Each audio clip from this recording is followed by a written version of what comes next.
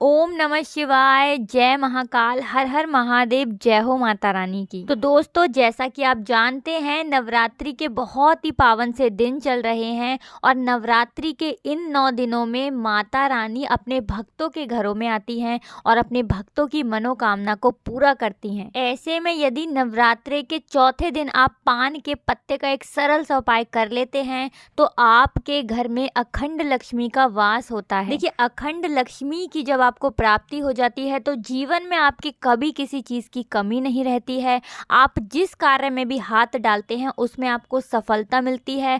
आपके जीवन में आपकी उन्नति होती चली जाती है और भाग्य उदय के आपको बहुत सारे जो रास्ते होते हैं ना, वो आपके जीवन में खुल जाते हैं और आपकी बड़ी से बड़ी मनोकामना भी पूरी हो जाती है जब आपको अखंड लक्ष्मी की प्राप्ति होती है। बहुत सारे लोगों के जीवन में ये समस्या होती है कि वो पैसा बहुत ज़्यादा कमाते हैं लेकिन उसके बाद भी उनके पास पैसा नहीं मिलता है, धन उनके पास नहीं रुकता है। अगर आपके जीवन में भी ये समस्याएं बहुत ज़्यादा उत्पन्न हो रही हैं कि आपके पास धन नहीं रुक रहा है ना, तो आपको अखंड लक्ष्मी के लिए ये पान के पत्ते का सरल सा उपाय बुधवार के दिन ज़रूर करना चाहिए। दोस्तों, नवरात्रि का जो चौथा दिन होता है ना, वो माता कुष्मांडा का होता है और उस दिन माता कुष्मांडा की उपासना की जाती है।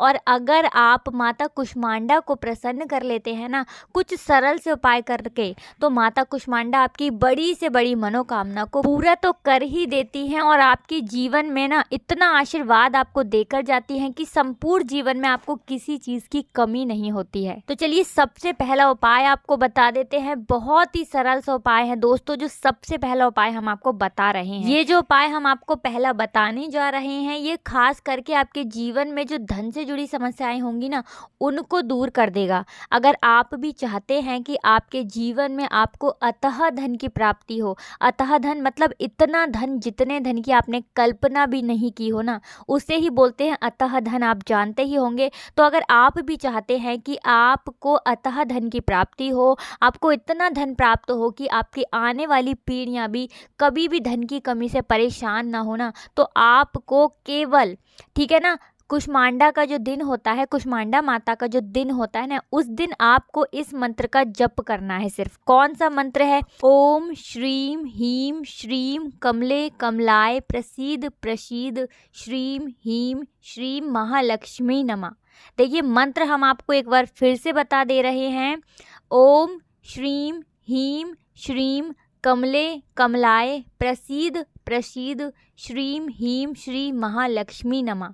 इस मंत्र का आपको 108 बार जप करना है। अगर आप नवरात्रि के चौथे दिन इस मंत्र का 108 बार कर लेते हैं ना, यकीन मानिए आपको अपने जीवन में ना अतः धन की प्राप्ति बहुत जल्दी होगी और आपके जीवन में धन से जुड़ी समस्याएं अगर कोई भी है ना, बहुत ही जल्दी आपके जीवन की वो समस्याएं दूर हो जाएंगी। क्योंकि ये वाला जो मंत्र है ना, ये बहुत ही बड़ा मंत्र है, माता महालक्ष्मी का ये मंत्र है। और जो व्यक्ति इस मंत्र का 108 बार जप कर लेता है ना, आने वाली पीढ़ियां भी उसकी सुख को भोगती हैं, कभी भी उसे अपने जीवन में धन की कमी नहीं होती है अपने संपूर्ण जीवन में। देखिए, ये जो मंत्र है हमने आपको बताया है, ये मंत्र अगर आपको समझ में नहीं आया है ना, तो आप डिस्क्रिप्शन में जाकर चेक कर सकते हैं, वहां पर आपको ये मंत्र मिल जाएगा। इसके अलावा अगर आप इंटरनेट पर इसे सर्च करेंगे ना, माता महालक्ष्मी मंत्र बोलकर, बहुत आसानी से आपको ये वहां पर भी मिल जाएगा। तो ये तो था पहला उपाय अपने जीवन में अतः धन की प्राप्ति के लिए।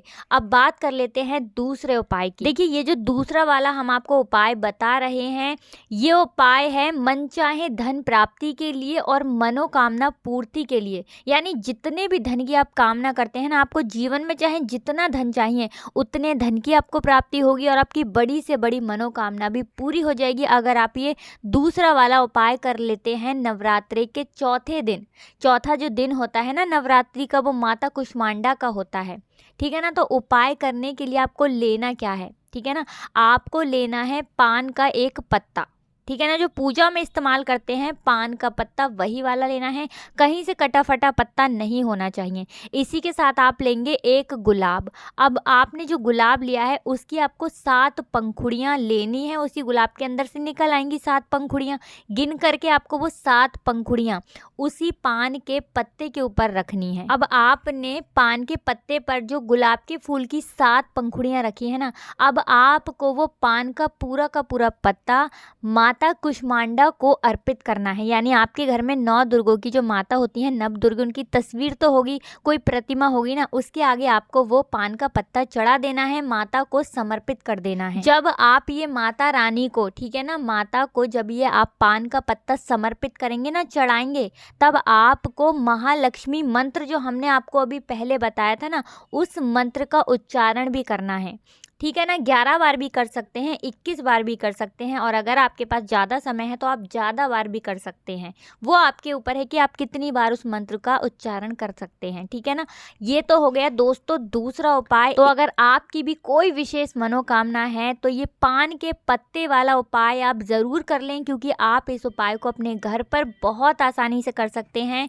सुबह के समय कर सकते हैं, शाम के समय में भी कर सकते हैं। दोनों समय में से कोई भी टाइम आप कर लीजिए। ठीक है ना। अब बात कर लेते हैं जल्दी से तीसरे उपाय की, जो कि बहुत ही अचूक उपाय है। तो देखिए, अगर आप भी चाहते हैं ना कि माता रानी आपके घर में आए और आपको इतना आशीर्वाद दे कर के जाएं कि कभी भी आपको अपने संपूर्ण जीवन में ना किसी चीज़ की कमी ना हो, आपके घर में जितने भी सदस्य हैं उनका स्वास्थ्य हमेशा अच्छा रहे, हमेशा आपके जीवन में सुख और धन आए, आप हमेशा अपने जीवन में तरक्की को प्राप्त करें, सफलता, जितने भी आपके घर में लोग हैं ना, सबको सफलता प्राप्त हो, तो आपको ये तीसरा वाला उपाय करना है नवरात्रि के चौथे दिन। अब करना क्या होगा, आपको लेना है गुलाब का एक फूल, इसी के साथ आपको लेना है कपूर। कितना कपूर, एक टिक्की ले लीजिए, थोड़ी सी जो टिक्की होती है कपूर की, वो आप एक कपूर की टिक्की ले लेंगे, और एक गुलाब का फूल ले लेंगे। फूल बिल्कुल भी मुरझाया हुआ नहीं लेना है, क्योंकि हम किसी भी पूजा में ना मुरझाए हुए फूलों का इस्तेमाल नहीं करते हैं। जो करता है ना, उसकी पूजा जो होती है उसका फल उसे नहीं मिलता है, इसलिए कभी भी आपको मुरझाए हुए फूल किसी भी पूजा में नहीं लेने हैं। एक गुलाब का फूल ले लिया, इसी के साथ आपने एक कपूर ले लिया। अब आपने जो गुलाब का फूल लिया है ना, उसके अंदर आपने जो एक कपूर लिया है, वो कपूर आप रखेंगे, और माता रानी की आपके घर में जो तस्वीर है ना 9 माता की, जिसमें 9 माता होती हैं, ठीक है ना, चाहे छोटी तस्वीर है, बड़ी तस्वीर है या मूर्ति है, आपको उन माता रानी की तस्वीर के आगे गुलाब के फूल में जो कपूर रखा है ना, दोनों की दोनों चीज़ें आपको माता रानी को समर्पित कर देनी है, चढ़ा देनी है। इसके बाद आपकी जो भी मनोकामना है ना, वो आपको माता से कहनी है, प्रार्थना करनी है। और इसी के साथ आप महालक्ष्मी जो मंत्र होता है ना, उस मंत्र का भी आपको जप करना है 6 माला। यानी एक माला आप लेंगे और 6 माला तक आपको वो उस मंत्र का जप करना है, जो मंत्र हमने आपको बताया था कि आपको वो मंत्र डिस्क्रिप्शन में भी मिल जाएगा, वरना तो आप इंटरनेट पे सर्च कर सकते हैं। महालक्ष्मी मंत्र आप बोलेंगे तो मंत्र बहुत आसानी से आ जाएगा।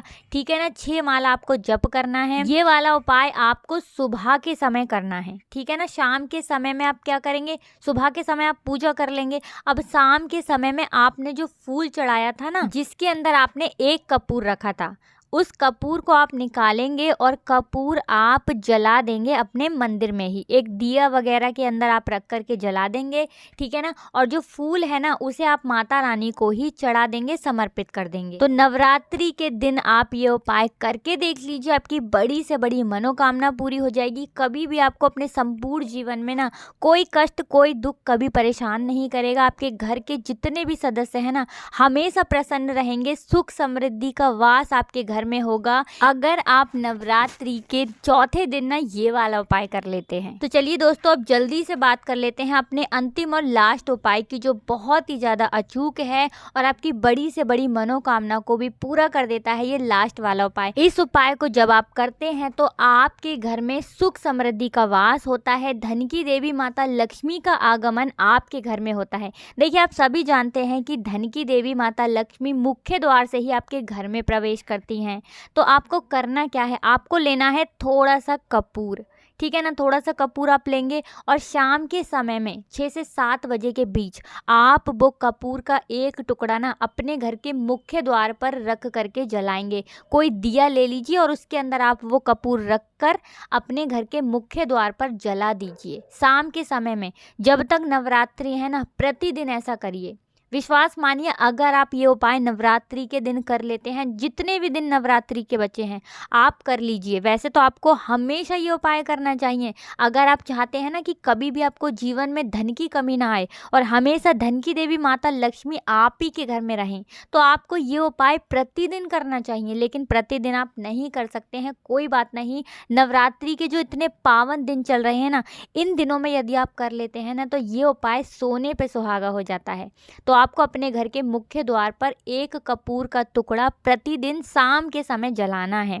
देखिए, इससे आपके घर में हमेशा स्थिर लक्ष्मी का वास होता है, क्योंकि धन की देवी माता लक्ष्मी का एक नाम चंचला भी है। आप जानते हैं कि वो बहुत चंचला होती हैं और बहुत सारे लोगों के जीवन में ये समस्या होती है कि उनके पास धन आता तो है लेकिन धन रुकता नहीं है ना। तो उन लोगों को भी ये उपाय ज़रूर करना चाहिए। अपने घर के मुख्य द्वार पर शाम के समय में ना एक कपूर का टुकड़ा ज़रूर जलाना चाहिए। तो दोस्तों, आज हमने जो आपको उपाय बताए हैं, सारे के सारे सरल और अचूक उपाय बताए हैं, जो बहुत ही ज़्यादा प्रभावशाली होते हैं, बहुत ज़्यादा इफ़ेक्टिव होते हैं अगर आप इन उपायों को नवरात्रि के दिनों में कर लेते हैं। क्योंकि नवरात्रि के जो दिन होते हैं ना, ये बहुत ही पावन होते हैं।